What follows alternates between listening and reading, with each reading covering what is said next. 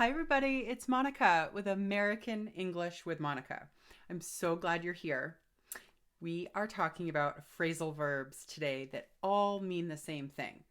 So I am giving you a few more than I usually do in your weekly phrasal verb lesson, but they all have the same meaning, so that might help with your study guide. I hope you're taking notes every week. Every Friday, I'm putting a video out to help you practice your phrasal verbs. It's really important. English speakers use these every day. And like with a lot of phrasal verbs, many of these have multiple meanings, more than one definition. But for today's lesson, we're going to talk about phrasal verbs that mean to visit. To visit. So all of these phrasal verbs can replace the verb visit in your sentence. Okay, let's get started. The most common, these first two. Come by my house this weekend. Come over to my desk after lunch. They both mean visit. Okay? All of the phrasal verbs I am reviewing today, I want to point out you cannot separate. You cannot separate them. I can't say come at 2 by or come my office over. It doesn't work. So I know some phrasal verbs can be separated, which I tell you each week which ones can, which ones can't. And the ones today for this definition of visiting, you can't separate. Come by at 2. Come over to my office. Okay? Okay. Come in. I wrote this down with a little star, an asterisk. And the reason is we still use it for visit sometimes, but it has a different meaning than these two and a different meaning from all the others today. I have a list of phrasal verbs today that all mean to visit, but I will tell you most of them mean or they imply that the visit is casual, it's brief, it's relaxed, it's a loose time, it's not a fixed time necessarily. But if it's a fixed appointment, like an interview, a meeting, a doctor's appointment, something more formal, we will use come in. Come in at 9 o'clock for the meeting. The doctor would like you to come in tomorrow at 4. I don't think a doctor will say, why don't you come by tomorrow afternoon at 4? They would say come in. It's more formal.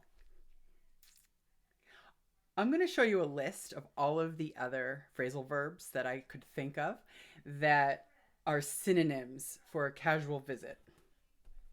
You ready? I hope you're taking notes. I know it's a long list, but they all mean the same thing. And I teach you phrasal verbs because you will hear English speakers use them when they're speaking, when they're writing. This can help you for Cambridge exams. It can help you in your profession and your career. It can help you with your studies at university. And it can help you increase your confidence in English to be familiar with these. Okay? So again, we're replacing the word visit. So if it's visiting, you can add the ing to the verb part. Okay, I'll be stopping by tomorrow at 3. I need to run by the coffee shop and meet my friend for a quick chat. I will drop by when I'm available after work. Swing by my house on Sunday. Pop by when you have a moment. These all are the same as come by or come over. They all mean a casual visit. There is another preposition you should know that can work for all 5 of these. Okay? And that's the preposition in. Stop in when you are done with school today. Run in and buy some bread at the shop. Drop in and visit the friends that are waiting at the coffee shop. Swing in tomorrow on your way home. Pop in and see me when you have a free moment. Yeah, these are all common. These are all ways that we can say visit. And did you get them all? Did you write them down? Okay. Now, on come by and come over, I really do believe those are the most common, the first two I mentioned. And you'll notice the preposition over isn't on this page. It can be.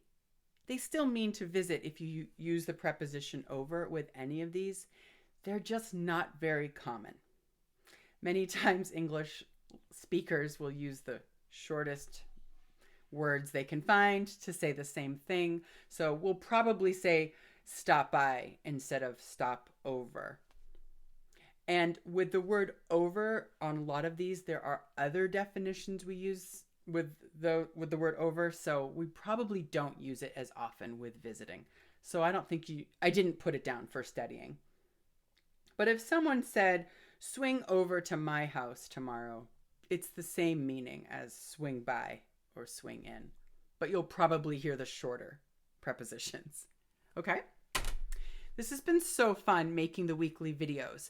So if you missed any lessons in the past, just click on the link and watch them. Every week, I'm discussing a few new phrasal verbs. And if you have questions or comments, or if you want me to do a video about a specific phrasal verb, just type it in the comments. I'm really glad you're studying English, and I'm really glad to be helping you with that. So don't be shy. If you have questions or comments, let me know. And I will see you next week. Thanks for stopping by. See ya.